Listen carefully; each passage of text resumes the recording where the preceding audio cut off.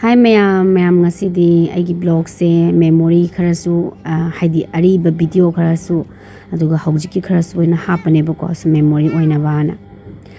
sisina tamonchana Singapore chatubagini yam kuiraba video ne bako ado aina sum phone da sum yawra lebase mangi dore bako so memory ji yam khalak panina ado mana namjerak pase aina sum ngasidi hapagena aina hapabane mek se sengbra sengdabra di khangde ado phone sum yaw lei base photo khra dadi mayek se samjalak pa yaw re bako ado aina ngasidi tamocha gi chatlu bagi video so ina happy rage na ko mana makpa yawru ma phamje yam je phajei bako ado happy rage na ngasidi happy ma'am ado the ma'am sum yengmina se ko khangba bum si yaw mani khangda bas yaw ngani ko ado sum support to bi boina aina sum memory oina ba haidare ko ado hapjare ngasidi duga haidi sum memory khar leiba video khar sudum upload tawjabane bako aduga hauji ki oiba kharaga hapaga semjabane blog se sembaje tatoina sembasu ngamde diki video so lawbasu ngamde bako adu hana lawgi ba video khara do sum namhaudaba haphaudaba na sum nanjalakpado adugi sum ai hapjabane ado sum yam yengminase du marak da su aigi hojik to bosu du marak da su dum hapka jarake hanigi kharasu sum yam leibase sum hapto arken tawbane memory oina bana ko journey se life ki journey se punchi khongchat se duki matik thengnar pa mayam se ko sum hap ke na khan bas yam kuiraba ado ngasi di hapage sise tamocha na chatlu base 2016 da haidare ko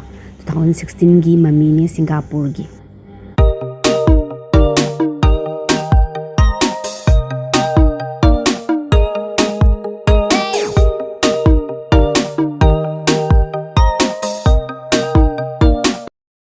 matam na nomo gi sum hogi tem ta su khangode ko matam je kem khangode da ichana pigi video se yam kuira video ne bako si je sahi ani makhai ahum gi video ne da ina sum hayeng mai mana chawjar ko matam da sum magi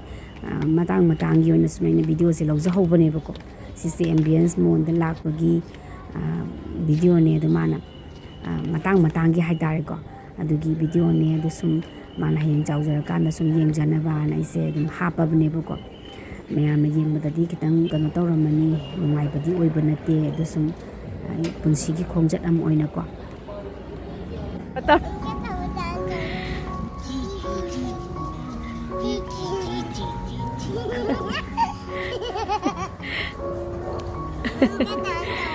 There part the koi se na ngasi koi re yam koi na unarudraba ise khara mu thengna re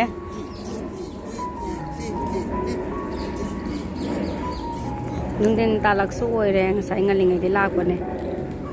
mi jo chatpa leitaba haidi chikpa ma timing oire dubu sum ngak leiraga halagena tawi amna moi lasing mapon koi gano do du pai bagi matam moi bagi yam tare laktak yam jare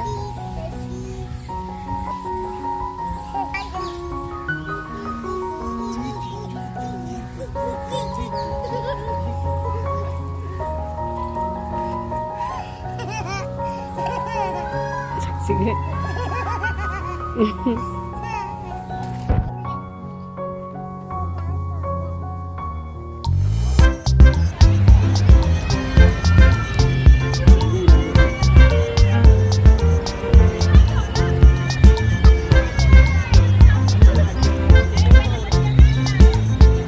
चलो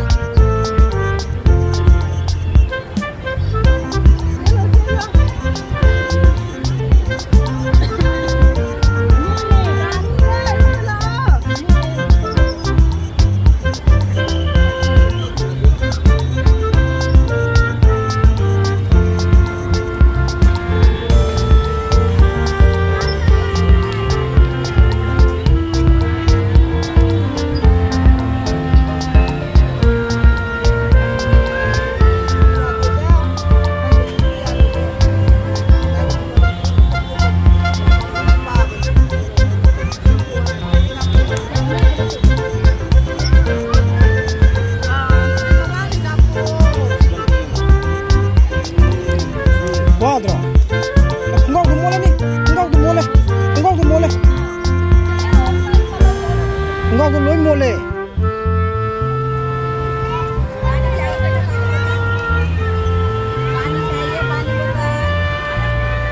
बेमा अंदर कनी ला नहीं नहीं नहीं नहीं चाहिए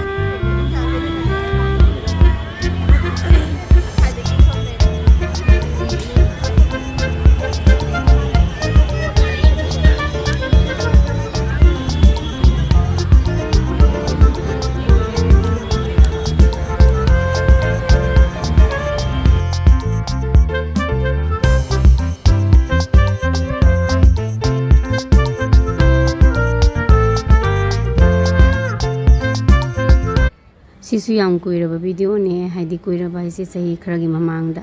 मसादा दियमता memory ओइदेदना को आंगांग ओइबनिना अदो खोइना सम मेमोरी ओइनबा ना मते मते सिसु नमहोबो खरा दुनि आइना ngasi amu upload तौजरै से को मसादा गमदा खंगजबा नते सिसु इंडिया गेट तनी सिना दिल्ली की सुंदर नर्सरी पार्क ता माना खरगा सानाबा चटबा खोटबा यामना बेमो सिसु याम कुइरबा वीडियो ने हाइदि कुइरबा इसे सही खरगी ममांगदा मसादा दियमता मेमोरी ओइदेदना को आंगांग ओइबनिना अदो खोइना सम मेमोरी ओइनबा ना मते मते सिसु नमहोबो खरा दुनि आइना ngasi amu upload तौजरै से को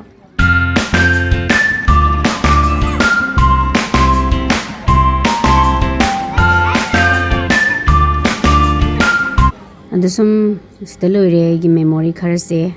मखा ताबदो सुम यमिनरसे कोई याम हाइरकप मतमदो अदुइदुदा कोइबो पुबीबा मतमदुनेबको अद मतम से केम खंगौदे सुम मसासु यंगजना बाना दुम हापनेबको ने वीडियो से स्टेप स्टेप से अदुने मयाम सिने अवा नुंगाइ हाइदोनिको सुम सिदा सुम लेरबनिना मखा ताबा वीडियो अमु यमिनरसे मयाम ngasi याम कुइरबा तुंगदा आइसे सिगी उयन से चानिंगे नाइसे ममांगदा लैरगा थमखिबा लैयेबको चेराउबो मयादा अदुगी उयन दुने योंगचा अरिबगा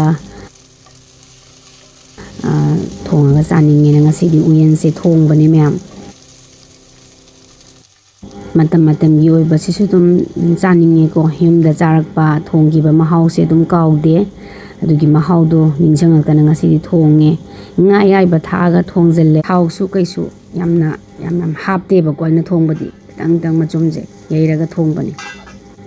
nungsa ariba khara tawraga hapsalle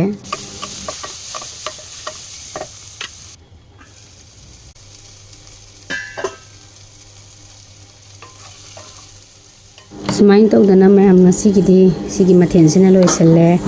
next vlog tam yengminase ngasigidi bye bye photo खरा आइना हापसले अरोइबदा अखोइ हौखिबा मेमोरी खरा को अदु ओइना हापसनजरे लोइसलकपगी सिदी मथंगदि फजना अमु ब्लॉग फजबा अमनि मु हापसरके सुम यंगमिनसे।